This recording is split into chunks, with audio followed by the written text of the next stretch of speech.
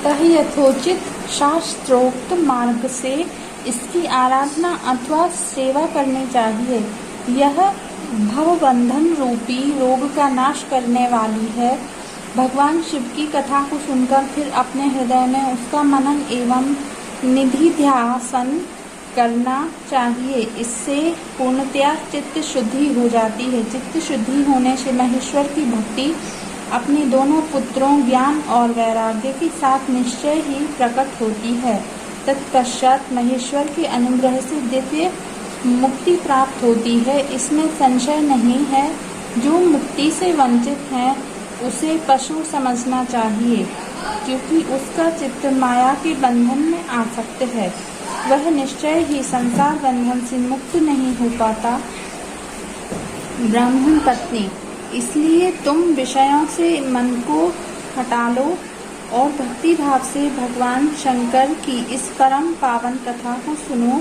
परमात्मा शंकर की इस कथा को सुनने से तुम्हारे चित्त की शुद्धि होगी और इससे तुम्हारे मोक्ष की प्राप्ति हो जाएगी। जो निर्मल चित्त से भगवान शिव के चरणारविंदों का चिंतन करता है उसकी एक ही जन्म में मुक्ति हो जाती है। यह मैं तुमसे सत्य सत्य कहता हूँ। सूत जी कहते हैं, शौनक, इतना कहकर वे श्रेष्ठ शिव भक्त ब्राह्मण चुप हो गए। उनका हृदय करुणा से आर्द्र हो गया था। वे शुद्ध चित्त महात्मा भगवान शिव के ध्यान में मग्न हो गए। तदंतर बिंदु की पत्नी चंचुला मन ही मन प्रसन्न हो उठी। ब्राह्मण का उक्त उपदेश सुनकर उसके नेत्रों में आनंद के आंसू छलक आए थे। वह ब्राह्मण पत्नी चंचुला हर्ष भरे हृदय से उन श्रेष्ठ ब्राह्मण के दोनों चरणों में गिर पड़ी और हाथ जोड़कर बोली, मैं कृतार्थ हो गई। तत्पश्चात उठकर वैराग्य युक्त उत्तम बुद्धि वाली वह स्त्री जो अपने पापों के कारण आतंकित थी, उन महान शिव भक्त ब्राह्मण से हाथ जोड़कर गदगद वाणी में बोली। चंचुला ने कहा, ब्राह्मण, शिव भक्तों में श्रेष्ठ स्वामिन आप धन्य हैं, परमार्थदर्शी हैं और सदा परोपकार में लगे रहती हैं।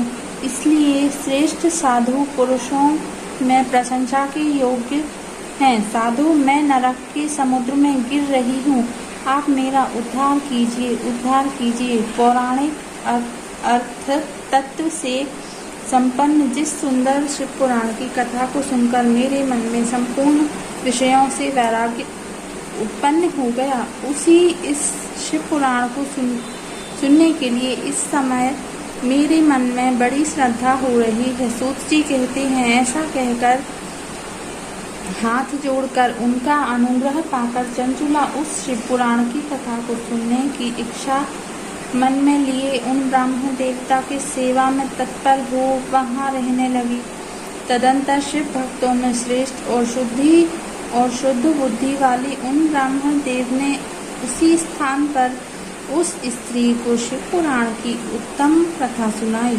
इस प्रकार उस गोकर्ण नामक महाक्षेत्र में उन्हीं श्रेष्ठ ब्राह्मण से उसने शिव पुराण की वह परम उत्तम कथा सुनी, जो भक्ति ज्ञान और वैराग्य को बढ़ाने वाली तथा मुक्ति देने वाली है।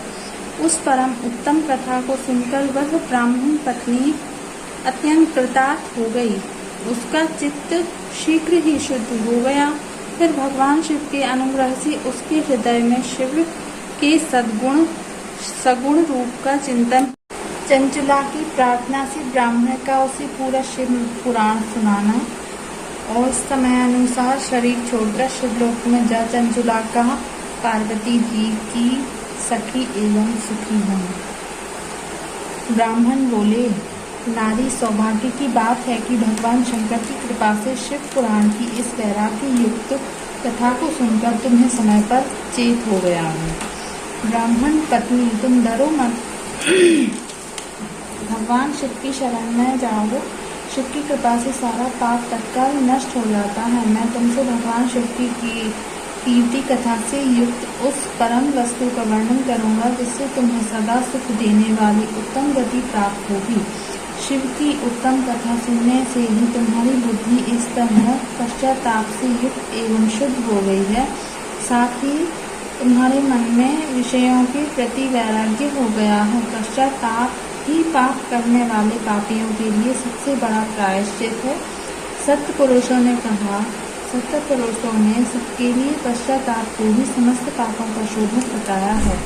पश्चाताप से ही पापों की शुद्धि होती है। जो पश्चाताप करता है वही वास्तव में पापों का प्रायश्चित करता है, क्योंकि सत्पुरुषों ने समस्त पापों की शुद्धि के लिए जैसे प्रायश्चित का उपदेश किया है, वह सब पश्चाताप से संपन्न हो जाता है। जो पुरुष विधि पूर्वक प्रायश्चित करके निर्भय हो जाता है पर अपने कुकर्म के लिए पश्चाताप नहीं करता, उसे प्रायः उत्तम गति नहीं प्राप्त होती, परंतु जिसे अपने कुकृत्य पर हार्दिक पश्चाताप होता है वह अवश्य उत्तम गति का भागी होता है। इसमें संशय नहीं। इस शिव पुराण की कथा सुनने से जैसे चित्त शुद्धि होती है वैसी दूसरे उपायों से नहीं होती।